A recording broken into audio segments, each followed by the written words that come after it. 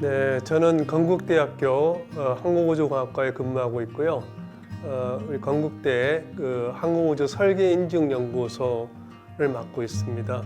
최근에 그 UAM 관련된 그런 설계나 그리고 플라이 시뮬레이션, 최근에는 이제 그 UAM에 대한 안전 운항 체계 그런 관련된 연구들을 수행을 하고 있습니다. 최근에 이제 뭐 잘 아시겠듯이 그 도심 항공교통 UAM이라고 하는데요. 여기에 대한 것들이 현대차에서 필두로 이제 그 얘기를 하면서 굉장히 많은 사람들이 관심을 가지고 또 이제 개발이 되고 있고 세계적으로도 그렇고요. 국내에서 마찬가지 그렇게 하고 있어서 이거에 대한 개략적인 개발 현황이나 그리고 안전 운항에 대한 여러 가지 연구되고 있는 내용들을 좀 소개를 드리고 앞으로 어떻게 이 그 UAM 관련된 그런 교통 체계들이 발전이 될 것인지를 좀 말씀드리고자 합니다. 저희가 드론이 이제 그 이 쿼드코프터라는 그런 개념으로 해서 시작된 게 한 10년 좀 안 됐습니다. 그렇게 시작이 돼서 지금 엄청나게 많은 드론의 개발이 이루어지고 있고 그거와 동시에 그 드론 기술을 이용을 해서 UAM이라는 것이 되게 파퓰러하게 되고 있는데 앞으로 10년 후에는 글쎄요, 드론 기술이 조금 더 일반적으로 이용이 되면서 화물 수송이라든지 이런 또 이것이 이제 그 승객을 실어 나르게 된다면 UAM이 될 것이고 기술들이 훨씬 더 발전이 돼서 아마 지금 작년 지난 10년보다 훨씬 더 드론의 활용이 커지는 그래서 드론이 이제 일반 항공교통 체계에 들어가는 그렇게 되지 않을까라는 생각이 듭니다. 지금 드론 관련해서는 중국에서 굉장히 많이 리딩을 하고 있고 국내 기업들이 그런 그 중국산이나 이런 쪽에 그 부품들을 많이 사용을 하고 있고요. 그러다 보니까는 이 그 국내 여러 기업들이 있지만 비슷비슷한 그런 쪽으로 투자가 되고 있고 차별화가 좀 이루어지지 않는 그런 부분들이 좀 있습니다. 특히나 핵심 기술들, 예를 들면은 연료 전지에 대한 부분이라든지 또는 모터에 대한 부분이라든지 그다음에 저소음 고효율에 대한 프로펠러라든지 이런 기본적으로 굉장히 중요한 부분들에 대한 연구들이 조금 미흡한 부분이 좀 있어서 앞으로 우리 기업들이 그런 쪽에 핵심 기술을 확보하는 쪽으로 조금 더 노력한다면 국내 드론 산업도 굉장히 좀 활성화될 수 있지 않을까라는 생각이 들고 특히 이 그 드론 기술은 UAM하고도 바로 연동이 되기 때문에 큰 시장을 본다고 하면은 지금부터라도 그런 핵심 기술을 개발하는 데에 좀 투자가 잘 돼야 되지 않을까 생각이 듭니다.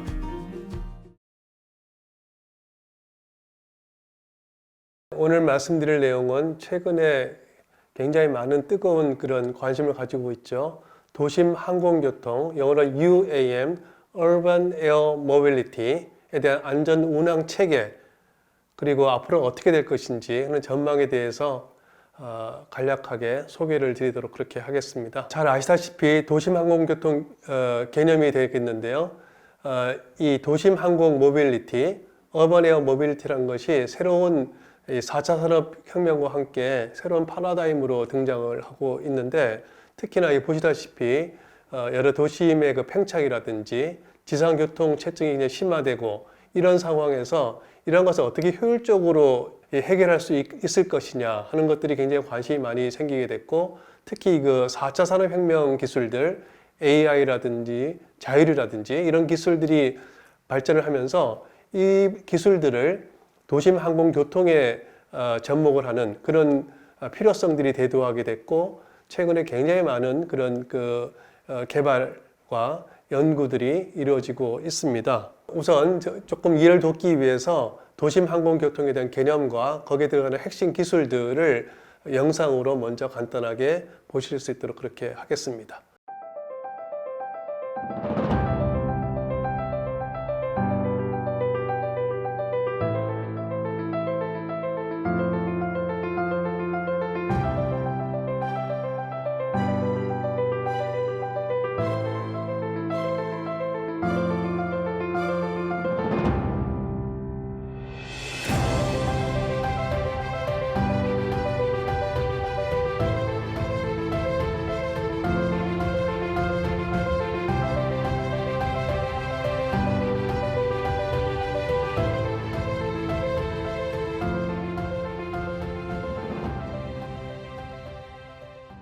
다음은 도심 항공교통에 대한 개념이 되겠습니다.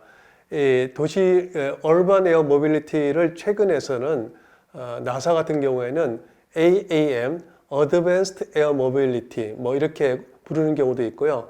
예전에는 PAV라고 해서 Personal Air Vehicle 이렇게 얘기를 했었어요. 그래서 예전에 썼던 PAV는 비행체 자체에 대한 개념이라고 본다면 UAM이 되면은 비행체와 어떤 그 교통 시스템을 합쳐서 부른다 이렇게 얘기할 수가 있고, 나사에서 얘기하는 AAM은 이러한 그 UAM을 포함한 이 진보된 그런 항공교통 전체를 일컫는 그런 개념으로 생각할 수가 있겠습니다. 이러한 UAM에 대한 그 분류를 해보면 최근에는 멀티콥터형과 리프트 스러스트 타입, 하이브리드 컨셉이죠. 그리고 벡터 스러스트를 이용한 틸팅 컨셉, 이렇게 세 가지로 나눌 수가 있는데, 멀티콥터형이 가장 최근에 이제 가장 먼저 개발이 됐던 그런 형태이고, 독일의 볼로콥터라든지 중국의 이항 등에서 하고 있는, 그러니까 우리가 멀티콥터로 해서 드론을 하듯이 그걸 좀 더 크게 한 개념이라 그렇게 볼 수가 있고, 상당히 그 개념이 좀 더 쉽죠. 그러니까. 그리고 그 이후에 하이브리드 타입으로 해가지고 보통 항공기가 고정익을 가지고 있죠. 그래서 고정익하고 헬리콥터 같은 회전익을 같이 포함하는 그런 하이브리드 타입의 그런 것들이 있고, 이 경우는 천이 모드라는 것이 필요하게 되겠습니다. 엠브레 X 같은 경우가 대표적이고요. 그 다음에 벡터 스러스트라 그래가지고 틸팅 기능을 가지고 있고, 마찬가지 천의 그 단계가 필요로 하고요. 그 한화에서 하고 있는 버터프라이라든지 독일의 릴리움사의 릴리움 제트 같은 것들이 대표적인 그런 그 캐테고리에 드는 거라고 볼 수가 있겠습니다. 그래서 저 그림으로 보시면 조금 더 쉽게 볼 수가 있는데요. 맨 위에 있는 왼쪽에 있는 그림이 이 알라카이에서 많은 스카이라는 건데, 수소연료 전지를 사용하는 그런 드론입니다. 멀티콥터 타입이고요. 그다음 가운데 있는 게 이제 똑같이 멀티콥터인데, 이 에어버스에서 시리 에어버스라는 형태로 해서 이것도 저속형인데 그렇게 개발이 되어 있는 게 있고요. 그다음 리프트 스러스트 타입으로는 엠브레어 X에서 만든 날개를 가지고 있는 형태가 되겠습니다. 그리고 밑에 보시면 한화에서 개발하고 있는 버터프라이, 이런 형태가 틸트 형태로 되어 있고요. 맨 오른쪽에 있는 거는 이제 벡터 스러스트 타입으로 해가지고 릴리움에서 개발하고 있는 건데, 뒤에 있는 그 메인 윙에 덕트 팬들이 수직 이착륙이 될 때는 이제 위로 향하고, 그리고 이제 앞으로 전진 비행할 때는 옆으로 해서 틸팅이 되는 형태로 해서 벡터 스러스트를 유지하는 형태로 되어 있습니다. 이 UAM을 이제 구분해 보면 기존의 그 비행체만 있는 것이 아니고 운항 분야를 볼 수가 있는데요. 특히 그 UAM 운항 분야를 봤을 때는 이 4차 산업 기반의 자율 운항 체계에 대한 필요성이 증대됨으로 해가지고 현재 도심 내에서 안전하게 운항이 가능할 수 있도록 적어도 운항 체계 모델이 개발 중에 있습니다. 이 관련해서는 모델과 함께 미국의 FAA라든지 유럽의 이하사라든지 또 캐나다에 본부를 두고 있는 국제민간항공기구 등에서 이 고밀도 UAM을 위한 여러 가지 규정들, 안전 체계들, 그리고 인증 규정 이런 것들을 개발 중에 있습니다. 이런 항공 비행체가 운항할 수 있는 환경을 규정하는 것이 운항 분야라고 생각을 할 수가 있고요. UAM 비행체 관련해서는 현재 전 세계적으로 항공기업들, 자동차, IT 기업들이 전기 추진 기반으로 해서 2인승에서 4인승까지의 UAM 기체를 개발 중에 있고요. 포르쉐에 따르면은 2035년까지는 약 25만 대의 UAM이 보급이 될 것이다 라고 얘기하고 있고, 모건 스탠리는 1,800조 이상의 신규 시장이 창출될 것으로 보고, 그래서 현재 항공기 시장이 한 2배 정도 될 것이다 이렇게 보고 있습니다. 그래서 굉장히 큰 시장이 열릴 것이다 라고 예측들을 하고 있는 거고요. 대표적으로 이제 국내에서는 현대차라든지 에어버스 같은 그런 기업들이 참여를 하고 있습니다. 그러면 어떻게 해서 이렇게 갑자기 10년도 안 된 시점에 드론을 포함해서 UAM이 이렇게 돼 있는지를 한번 살펴볼 필요가 있겠는데요. 먼저 저희 우리 국토교통부에서 올해 들어서 2030년까지 집중 육성해야 될 그 목표 20대 유망 기술 중에 스마트 모빌리티, 디지털 트윈, 그리고 완전 자율형 주행 기술 이런 것들을 포함을 시켰는데, 이 모두가 다 UAM의 핵심 기술이 될 수가 있겠습니다. 맨 왼쪽에 보시면 2000년 초에 들어가지고 나사에서 PAVE, 그래서 Personal Air Vehicle Exploration이라는 것을 2000년 들어서 한 4년간 연구를 했습니다. 하면서 결론은 뭐냐 하면 시기상조다. 안 될 것 같다. 하는 것이죠. 그때의 기본이 됐던 것은 화석연료, 그러니까 가솔린이라든지 이런 것들을 써서 하는 그런 자동차형으로 이제 개발을 하는 거였는데 굉장히 문제됐던 것이 수직 이착륙에 대한 문제들, 그리고 배기가스에 대한 문제들, 소음에 대한 문제들, 그리고 자율 비행에 대한 문제들, 이런 것들이 해결이 되지를 않으니까 당장 현재 기술로서는 어렵다 하고 접었습니다. 그러다가 약 한 10년 전에 드론, 그러니까 멀티콥터라는 개념이 들어서면서 보통 헬리콥터는 이 콥터가 한 개죠. 멀티콥터는 여러 개의 그 로터를 가지고서는 그 로터의 RPM을 조절을 해서 이 조정을 유지하는 그런 것들이고요. 그렇게 하다 보니까 굉장히 이착륙하는 게, 수직 이착륙하는 게 굉장히 쉬워졌고, 더불어서 헬리콥터처럼 복잡하게 조정하는 것이 아니고 이 로터의 RPM만을 조정하기 때문에 굉장히 쉽게 조정이 가능하다. 이제 그런 것이 그 드론이 굉장히 발전하게 된 그런 동기가 됐고요. 약 10년 전에 그런 멀티콥터 기능이 나오면서 이 드론이 굉장히 확장이 됐고, 이 드론 기술을 조금 더 크게 적용한 것이 유인 드론. 말하자면은 페이로드를 사람을 실는 것이 또 가능하지 않겠느냐라는 개념이 한 5년 전부터 생겼습니다. 그 중에 첫 번째 했던 파이오니어가 이항 같은 기업들이 되겠습니다. 이항이 2016년도 라스베가스 CES에서 처음 발표를 하고서 이제 불과 한 5년 된 거죠. 그리고 이항을 이어서 이제 볼로콥터라는 회사도 독일 회사인데 마찬가지로 멀티콥터형으로 개발을 시작을 했고요. 그러면서 이 전기 동력, 그러니까는 모터를 사용하고 다수의 그 로터를 이용해서 로터의 RPM만을 조절해서 쉽게 조정할 수 있는 형태로 하면서 이 UAM이 기하급수적으로 이 기술이 개발이 되면서 사람을 싣고 교통에 적용될 수 있는 방향으로 되기 시작했고요. 2020년 이후는 아마 굉장히 폭발적으로 이런 연구들 또는 그 사회적 요구가 커질 것으로 생각을 하고 있습니다. 대표적인 기업들은 한화 시스템이라든지 현대차가 있고, 국내 정부 기관으로 국토교통부가 아주 적극적으로 분야를 밀고 있고요. 산자부, 산업통상자원부도 기체 개발에 굉장히 적극적입니다. 해외 기업으로는 뭐 굉장히 많은데 우버 같은 그런 플랫폼 회사들도 기체 개발에 굉장히 노력을 많이 하고 있고요. 우리나라 같은 경우는 지자체도 굉장히 그 관심을 많이 보이고 그걸 오퍼레이션을 하고 싶어 하는데, 서울시라든지 경남, 인천, 뭐 전북, 충북 이런 데들이 앞다투어서 이 그 PAV 또는 UAM 개발을 진행하고자 하고 있고, 해외에서는 뭐 두바이에서 처음 비행을 한 바가 있고요. 미국의 달라스라든지 싱가포르 등에서 계획을 하거나 실제 운영을 시작을 준비하고 있는 그런 단계에 있습니다. 도심 항공교통에 대한 운항 서비스 모델을 한번 살펴보면은 이 세 가지 정도 생각할 수가 있을 텐데, 가운데 있는 것부터 말씀을 드리면 초기 단계, 바로 우리가 적용한다면 쉽게 적용할 수 있는 분야가 이 에어포트 셔틀이 되겠습니다. 그래서 도심 주요 지점하고 이 공항을 연결하는 셔틀 플랫폼으로 운영하는, 그래서 2명에서 4명 정도의 승객하고 수화물을 운송하는 형태이고, 전기편으로 그래서 그 타임테이블에 따라서 운영할 수 있도록 하는 그런 형태가 되겠고요.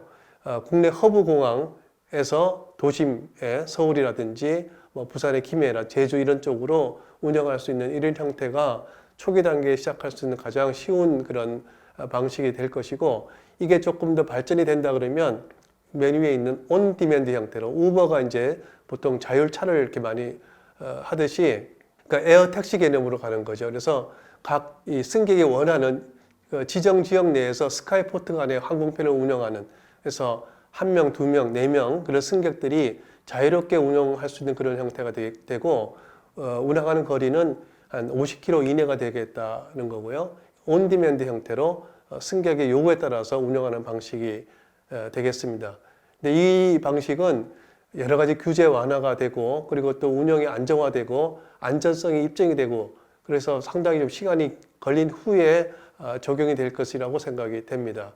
그 다음에 밑에 있는 것은 그 중간 단계에 있는 거라고 볼 수 있는데, 시티 셔틀이다. 그래서 인터시티 플라이트, 그래서 가까운 도심 내로의 운항이 아니고 도시 간의 운항할 수 있는 그런 셔틀 플랫폼이다. 그렇게 볼 수가 있고요. 승객은 한 2에서 4명 정도, 길게는 한 250km까지도 거리를 운항할 수 있는 주로 전기편으로 하는 것이 굉장히 유용한 방식이라고 보고, 이걸 위해서는 멀티콥터 형식보다는 굉장히 빠른 비행이 가능한 그런 형태로 순항 속도가 빠른 제트 형태로 가야 될 것으로 보고 있습니다.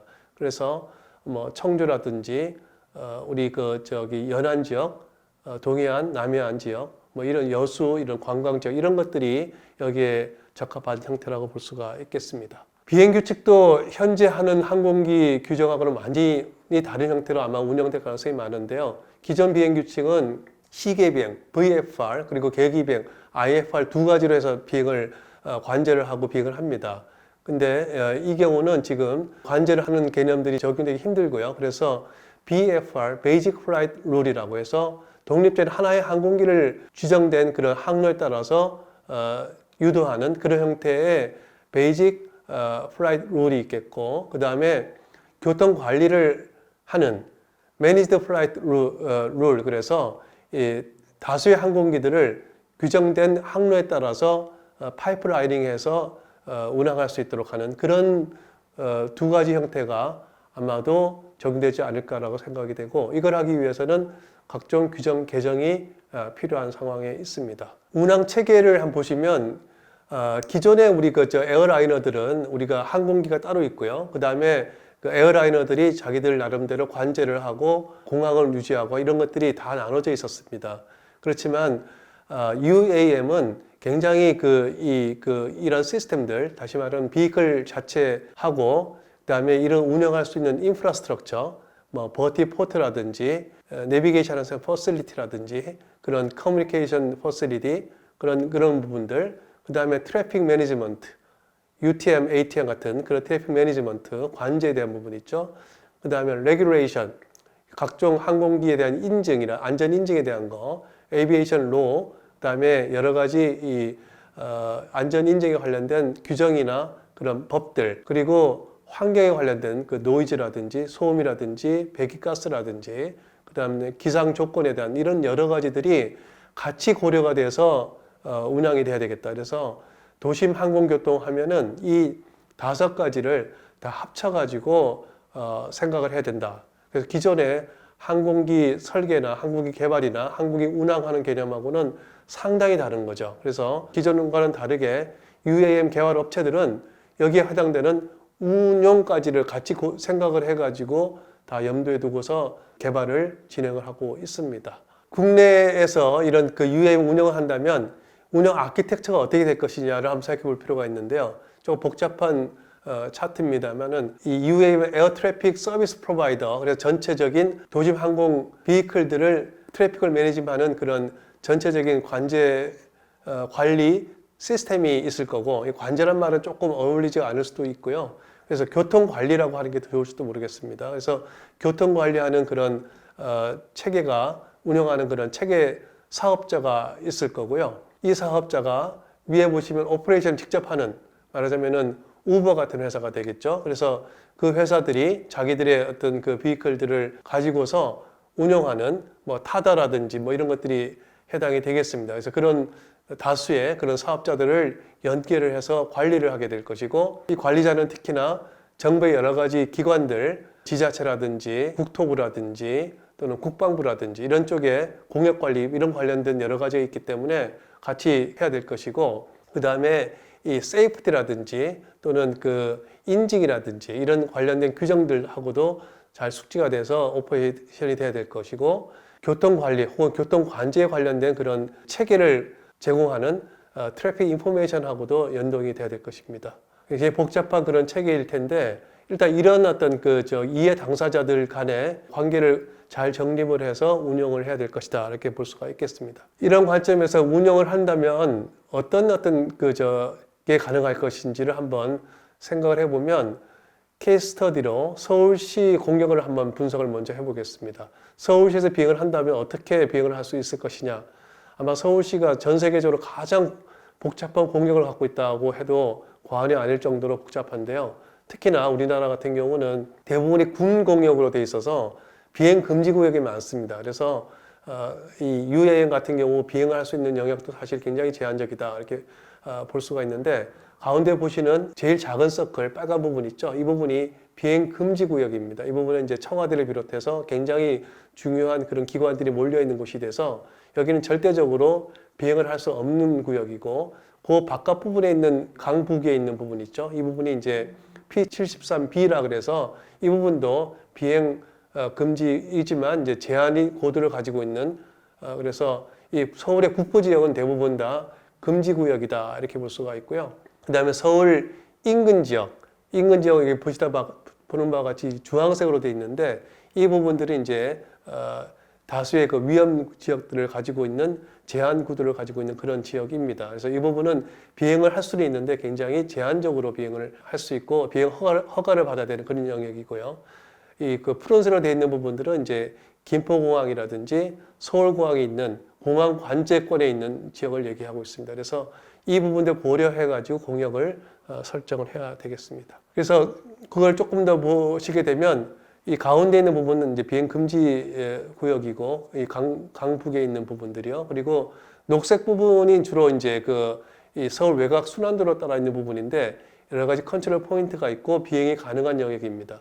그리고 또 비행 가능한 부분 중에 가장 중요한 부분이 한강을 따라서 가는 부분이 되겠습니다. 그래서 한강을 연해서 노들섬 그리고 이 용산 회랑 같은 것들이 존재하고요. 우리 회랑이라는 말을 쓰는데 코리도 회랑이란 말이 이제 헬리콥터 같은 경우가 이제 비행할 수 있는 통로 이런 뜻이라고 볼 수가 있는데 당장은 헬리콥터가 비행하는 그런 회랑을 이용하는 것이 가장 첫 번째 단계에서 쉬운 그런 것이 되겠습니다. 그래서 동쪽으로 갈 때는 한강 북단을 이용하고요. 서쪽으로 갈 때는 남단을 이용하는 그런 두 트래픽으로 주로 많이 비행을 하고 있습니다. 그래서 시나리오를 한번 생각해 보면 김포공항에 떴을 때 잠실까지 간다고 생각했을 때 뭐 코엑스라든지 또는 잠실 롯데타워 같은 데를 갈 수가 있겠죠. 그래서 그 개략적인 MFR, Managed Flight Rule 해서 이 관리 비행 규칙을 적용한다고 보고 운영하는 고도는 이 동쪽으로 운영할 때 약 한 1000피트 정도, 미터로 치면은 한 300에서 350m, 굉장히 사실은 높지가 않습니다. 잠실 타워 같은 경우는 555m니까는 그보다 훨씬 낮은 고도에서 비행하는 거죠. 그렇게 비행을 하고 그래서 수직이 이착륙해서 클라임을 해서 2000피트까지 이렇게 크루즈를 하고 중간에 어떤 위급 상황이 생기면 코엑스 같은 데 트랜지션에서 내릴 수도 있고요. 그 다음에 데스티네이션은 이제 잠실 롯데 가는 뭐 이런 것들을 생각해 볼 수가 있겠습니다. 그래서 그걸 하기 위해서 좀 복잡한 차트인데 아까 봤던 비행 금지 구역을 빼고 주로 이제 그 한강 유역을 위주로 했을 때 보시는 바와 같이 그런 웨이 포인트를 잡아서 비행을 할 수가 있겠다. 그래서 블루 라인들이 우리가 비행할 수 있는 그런 영역을 보여주고 있고요. 거기에 이제 버티포트, 여의도라든지 코엑스, 잠실 이런 그 버티포트들은 우리가 중간중간 스탑 포인트를 잡을 수가 있겠습니다. 이 분홍색 라인들은 이제 체크 포인트가 되고 레드 라인은 이제 디토어 할 수 있는 그런 포인트를 보여주고 있습니다. 주로 첫 단계에서는 이제 헬리콥터가 비행하는 한강 코리도를 제일 먼저 생각할 수가 있고 밑에 보시는 바와 같이 송도에서 시작해서 아랫부분에 있는 그 부분도 생각할 수가 있고요. 여기 다티드 라인으로 해가지고 이 그린으로 표시된 부분은 에어라이너들 있죠. 여객기들이 그 랜딩하는 어프로치하는 그 라인을 두 개 크게 보여주고 있습니다. 그래서 이거하고 겹치지 않도록 비행 영역을 설정을 해야 되겠습니다. 그렇게 해서 이런 미션 프로파일을 가지고 소요식을 해보면 에어버스의 3 에어버스를 갖고 하면 22분 걸리고요. 지금 우리 그 항공우주연구원에서 개발하고 있는 오파브라는 비행기를 갖고 하면 15분 정도가 돼서 1시간 혹은 뭐 경우에 따라 2시간 걸릴 수도 있죠. 이렇게 이런 거에 비해서는 상당히 메리트이 있다 이렇게 볼 수가 있겠습니다. 근데 충청도도 굉장히 뭐 열심히 개발을 하고자 하는데 충청도 같은 경우는 이 세종시하고 가깝고 청주공항이 있어서 그 공항에서 여러 가지 시나리오를 잡을 수가 있겠습니다. 운영 고도를 1000피트, 2000피트 생각할 수가 있고요. 보시는 바와 같이 2000피트 크루즈해서 청주공항에서 청주터미널 혹은 청주시청 더 나아가서 이제 세종시 인근까지 갈 수 있도록 그렇게 하는 루트를 잡을 수가 있겠습니다. 이 그 지도상에서 보시면 좀 복잡하긴 합니다만은 청주공항에서 충주로 가는 그런 루트, 그 다음에 오성역, KTX역이죠. 오성역이라든지 세종시 청사까지 갈 수 있는 그런 루트가 가능할 거로 보고 있고, 대전 이남은 전체가 금지구역으로 되어 있어서 그 분야에서는 이제 UAM에 대한 그런 비행이 사실적으로 현재로서는 어려운 상황에 있습니다. 전주시 같은 경우는 이제 채택을 해본 거는 관광용으로 사용할 수 있어서 그 전주시청에서 변산반도까지 버티포트를 잡고서는 비행할 수 있는 것들을 생각해 보고요. 이 경우는 이제 매니지드 플라이트 룰보다는 개별 항공기들이 하나씩 한다고 보면은 베이직 플라이트 룰을 적용해서 하나하나 항공기들을 관리할 수 있도록 그렇게 하는 게 맞을 거라고 보여지고, 그래서 전주시청에서 버티포트로 해서 위급 상황에서 병원을 스탑하는 장소로 생각할 수가 있고요. 변산반도 국립공원 이렇게 해서 비행하는 것도 생각해 볼 수가 있겠습니다. 그래서 거기를 했을 때 전체적으로 멀티콥터로 타입으로 하면 한 30분 정도, 그다음 픽스드 윙을 하면 70분 정도 해서 비행할 수 있는 형태로 관광을 좀 극대화할 수 있는 그런 형태로 운항 경로를 설립할 수가 있겠습니다. 네, 동해안 같은 경우도 최근에 울릉도에 이제 그 공항을 설치한다는 말이 있긴 합니다만은 울릉도에 버티포트를 설치하고 동해시에서 가는 그 루트를 생각할 수 있을 거고요. 특히 동해안은 굉장히 그 지상 교통이 굉장히 불편하기 때문에 동해안 해안선을 따라서 여러 가지 그런 어떤 UAM의 운용이 가능하겠습니다. 그래서 이 장애물 그 해안선을 따라서 산의 그 높이 이런 것들을 보시면 보시는 바와 같이 이런 그 고도를 가지고 있고요. 그래서 다른 데와 다르게 순환 고도를 조금 높여서 하는 것이 좋겠습니다. 전체적으로 여러 가지 경로에 따라서 속초 동해라든지 동해 포항, 포항 김해, 동해에서 울릉도 뭐 이런 여러 가지들에 대해서 루트를 잡을 수가 있겠고, 연료로 소모율을 최소로 하는 미션이라든지 또는 소요 시간을 최소로 하는 그런 미션들을 잡아서 비행을 할 수가 있고요. 대부분 비행한 시간들은 한 1시간 이내 그 정도에서 비행이 가능할 것으로 보고 있습니다. 이러한 것들 비행을 하기 위해서는 여러 가지 그 운항 기술 기준에 대한 정립이 필요한데요. 운항 기술 기준은 비행기가 운항할 수 있는 기준을 만들고 규정을 잡는 것이 되기 때문에 운항 기술 기준이 없이는 비행을 할 수가 없는 거죠. 그래서 항공 비행체 개발과 동시에 여러 나라들에서 이 운항 기술 기준을 잡고 있는데, 컨업스라 그래서 어떤 개념으로 할 거냐를 많이들 연구를 하고 있습니다. 그래서 미국의 연방 항공청 FAA하고 이아사, 유럽의 유로카이 등에서 이제 운항 개념을 잡고 있습니다. 보시는 바와 같이 여러 가지 운항 개념, 유스 케이스, 시나리오 등을 하고 있고요. 운항 개념, 비행체, 또 지상 지원을 어떻게 할 건지들을 정의를 하고 있습니다.